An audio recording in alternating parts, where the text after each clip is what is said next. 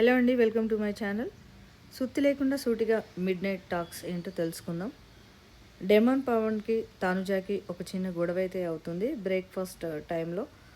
Demon Pawan విషయంలో తను సరిగా అర్థం చేసుకోలేదని రీతుకి డెమాన్ పవన్కి వాళ్ళ ఆట గురించి మాట్లాడుతున్నప్పుడు డెమాన్ పవన్దే తప్పు అని తను చెప్పడం, నామినేషన్స్లో ఆయన గొడవ, ఇవన్నీ దృష్టిలో పెట్టుకుని డెమాన్ పవన్ కొద్దిగా చిరాకు పడుతున్నట్టుగా అనిపిస్తుంది.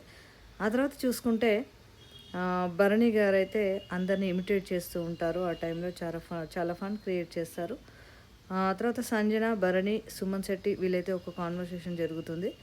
ఏంటి అంటే ఇమాన్యుల్ తనకు సపోర్ట్ చేయలేదని సంజన గారు బాగా హర్ట్ అవుతారు. ఆ విషయమే మాట్లాడుతున్నప్పుడు లీడర్ బోర్డ్ టాస్క్ గురించి భరణి గారు ఎక్స్ప్లెయిన్ చేయడం జరుగుతుంది. అప్పుడు నేను సుమన్కి సపోర్ట్ చేయాలనుకున్నాను, కానీ శ్రీజ ఉంది కాబట్టి దివ్యానిక్త ఆ టీంని తీసేయాలనుకుంది.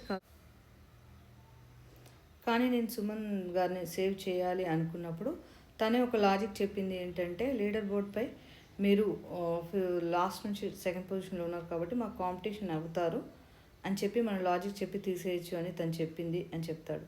కానీ ఆ రోజైతే దివ్యానికిత చాలా వరకు సంజన టీంకే సపోర్ట్ చేసింది అని మనకు తెలుసు. ఇక ఆ తర్వాత చూసుకుంటే హౌస్లో కెప్టెన్సీ కంటెండర్స్గా పోటీ పడడానికి ఇంకా ముగ్గురు ఉన్నారు. సంజన, రీతు మరియు దివ్యానికిత. వీళ్ళతో గేమ్స్ ఆడడానికి శోభా శెట్టి, సోహెల్ అయితే వచ్చారు. శోభా శెట్టి దివ్యానికితతో ఆడింది. దివ్యానికిత గెలిచింది. శోభా శెట్టి కావాలనే ఓడిపోయినట్టుగా అయితే అప్డేట్స్ వస్తున్నాయి. ఆ తర్వాత చూసుకుంటే సోహెల్తో ఆడి సంజన, రీతు కూడా గెలవడం జరిగింది.